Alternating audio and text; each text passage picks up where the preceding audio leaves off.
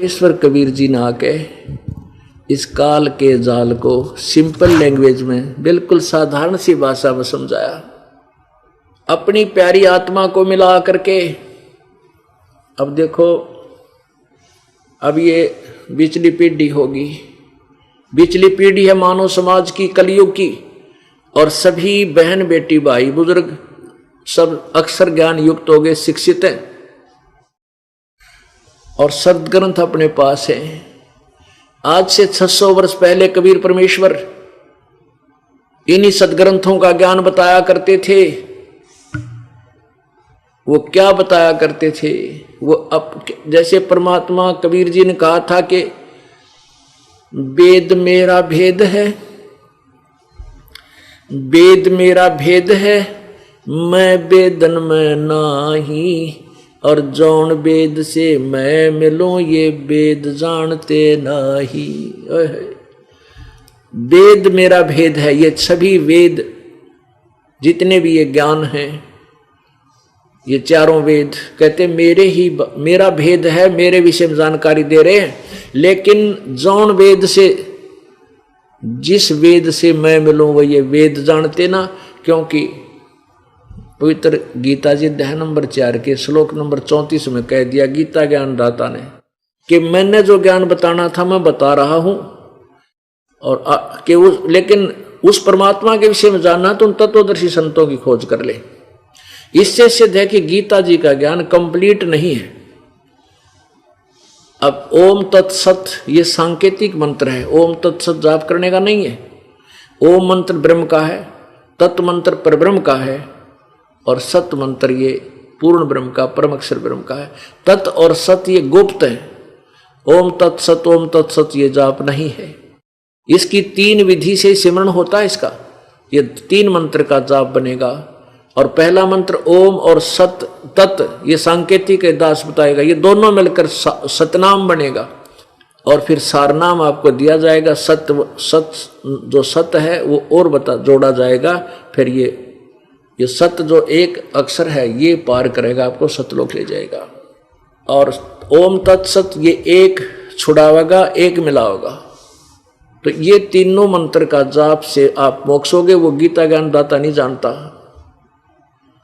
इसलिए इसी प्रकार यजुर्वेद अध्याय नंबर 40 के श्लोक नंबर 10 और 13 में यही कहा है कि कोई तो परमात्मा को उत्पन्न होने वाला यानी जन्म लेकर आने वाला कहता है, कोई कहता है वो निराकार है, जन्म लेता ही नहीं, वो तो आकार में नहीं आता।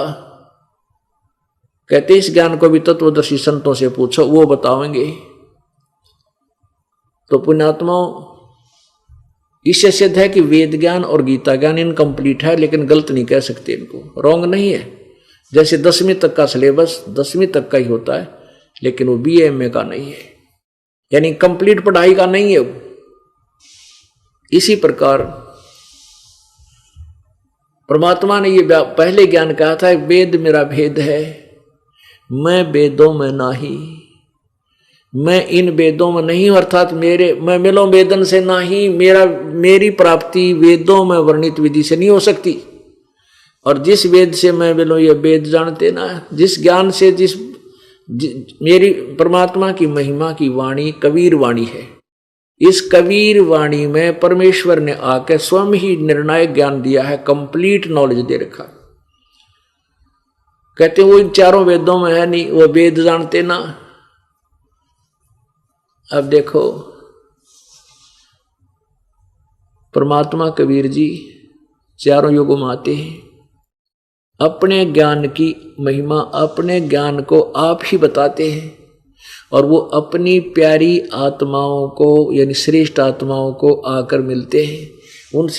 उनको अपना परिचय देते हैं, साक्षात्कार सतलोक में अपना यथार्थ रूप दिखाते हैं। ब्रह्मा विष्णु महेश की सतीथि से परिचित करा के अपने गवाह बना जाते हैं कि कबीर इज गॉड, कबीर परमात्मा है। इसी का प्रमाण वो वेद दे रहे हैं। अब देखिएगा, कुछ संकेत आपको देते हैं कि वेद क्या बताते हैं उस कबीर परमात्मा के विषय में। देखिएगा, ऋग्वेद मंडल नंबर 9 और सूक्त नंबर 86 और मंत्र नंबर 26-27 में। ये देखिएगा पवित्र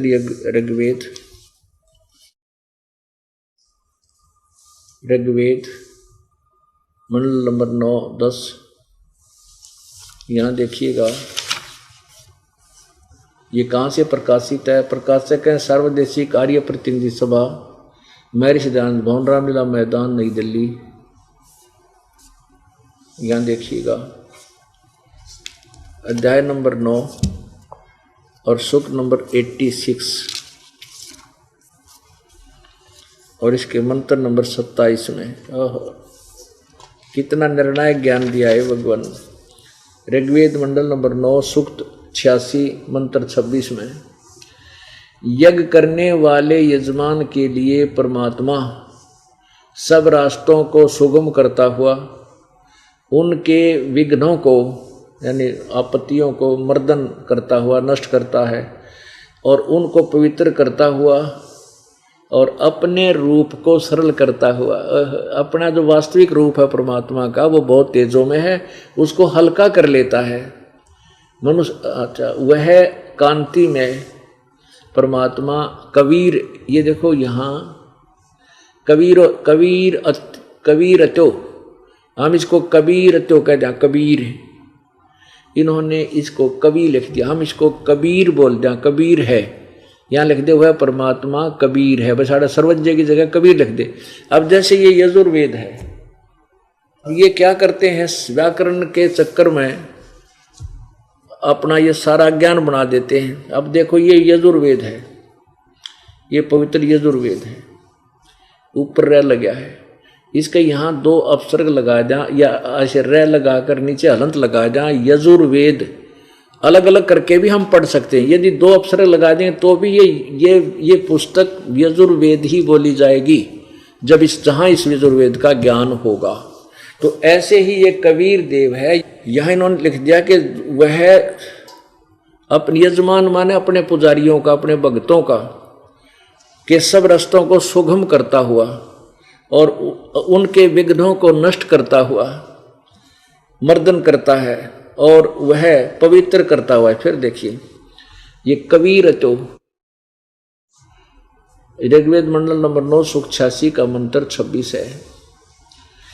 यज्ञ करने वाले यानी साधना करने वाले के लिए परमात्मा सब रास्तों को सुगम करता हुआ उनके विघ्नों को, उनके दुख संकटों को मर्दन करता है, नाश कर देता है और उनको पवित्र करता हुआ और अपने रूप को सरल करता हुआ। तेज पुंज तंदे धर कैसवे धम को भेंटी, हल्का तेज पुंज का शरीर बनाकर आता है। वह कांतिमान परमात्मा कबीर है। वो कबीर, यहाँ कबीर लिख दें सर्वज्ञ। कवि कोई सर्वज्ञ वास्ते कवि कभी कभी सर्वज्ञ नहीं हो सकता। यहाँ कबीर का अर्थ हम कबीर ही लिख दें।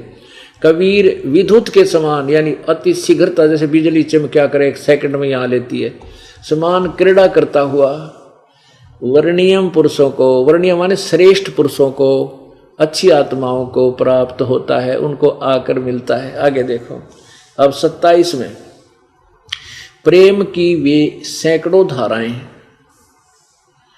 जो नाना रूप में सथित हो लाभ कर रही हैं परमात्मा, ये परमात्मा को प्राप्त होती हैं।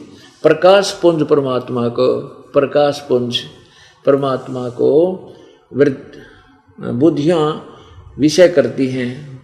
जो परमात्मा ध्यूलोक के, जो परमात्मा ध्यूलोक यानी ऊपर तेजों में लोक के तीसरे पृष्ठ पर विराजमान है, एक देशीय है, एक स्थान पर रहता है और प्रकाश स्वरूप है, उसको बुद्धियाँ प्रकाशित करती हैं। अब जैसे ये अनाड़ी महर्षि दयानंद कह का बेरा नहीं था, महर्षि की पदवी पा रहा, कहते भगवान सर्वव्यापक है, एक देशीय नहीं है। किसी वेद में नहीं लिखा है कि भगवान एक देशीय है। अरे ये 100 जगह बता रखा है वेदों में, 36 जगह। अब इससे सिद्ध है कि वो परमात्मा अपने श्रेष्ठ भक्तों को आकर मिलता है और अपने ज्ञान का प्रचार करता है। अब देखिएगा 82 में सूक्त नंबर, ऋग्वेद मंडल नंबर 9, ऋग्वेद मंडल नंबर 9 सूक्त 82 82 में मंत्र नंबर 1 यहाँ से प्रारंभ होता है। सोम सर्व उत्पादक प्रभु, सोम माने अमर परमात्मा होना चाहिए, प्रकाश रूप स्वरूप, सद्गुणों की वृष्टि करने वाला, पापों के हरण करने वाला। देख वो मोटे दिमाग का दान देने का बोला पाप अक्षमानी होते, 100 जगह लिख रखा है वेदों, पापों का नाश करने वाला, हरण करने वाला, वह राजेव, राजा के समान, राजेव राजा की तरह, लाइक ए किंग, यानी मनुष्यों में श्रेष्ठ होता है वो, राजा के समान। ये देखो पृष्ठ 269 पर, ये 270 पे, राजा के समान दर्शनीय है, दर्शनीय है। वह पृथ्वी आदि लोकांतरों के चारों ओर शब्दमान हो रहा है। वह वर्णीय पुरुषों को, श्रेष्ठ भक्तों को, वर्णीय श्रेष्ठ भक्तों को, पुरुषों को, यानी दृढ़ भक्त हैं, जो दृढ़ भक्त हैं, जो दृढ़ भक्त हैं उसको पवित्र करता हुआ प्राप्त होता है।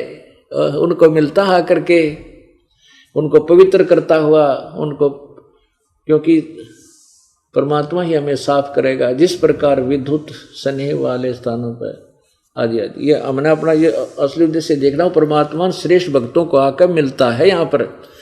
अब वो पहला पड़ा, अब दूसरा, हे परमात्मा उपदेश करने की इच्छा से आप, यानी तत्व ज्ञान देने के लिए आप महापुरुषों को प्राप्त होते हो, यहाँ के उन पुण्यात्माओं को मिलते हो, यानी सच्चा ज्ञान देने के लिए। और आप अत्यंत गतिशील पदार्थ के समान, यानी अतीत कहते पहुंचूंगा क्षण एक में, एक क्षण में पहुंच लूंगा, धन भगत जन अपने के काज के समान हमारे आध्यात्मिक यज्ञ को प्राप्त होते हो। ओहो, यानी, और वह कबीर, ये देखो यहाँ भी नौनडंगा फेर कर दिया, ये कबीर, ये ऊपर लग गया कबीर वेदस्या।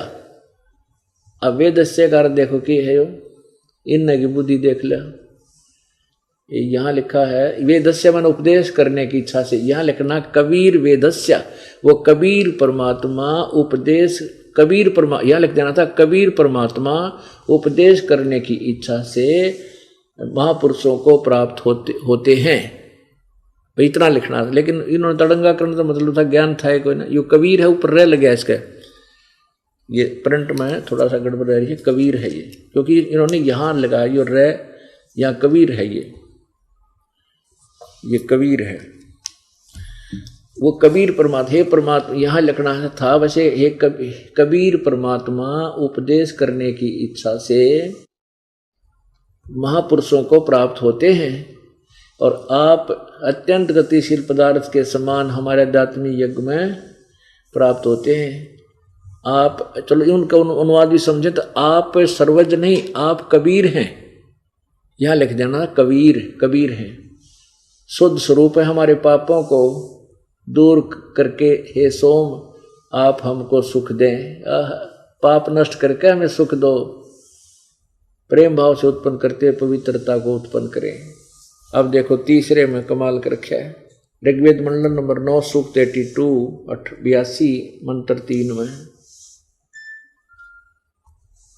पवित्र यज्ञों में रक्षा से आप प्राप्त होते हैं। पवित्र यज्ञों में जहाँ शास्त्र अनुकूल साधना होती है वहाँ परमात्मा आप प्राप्त होते हैं, वहाँ पहुँचते हैं।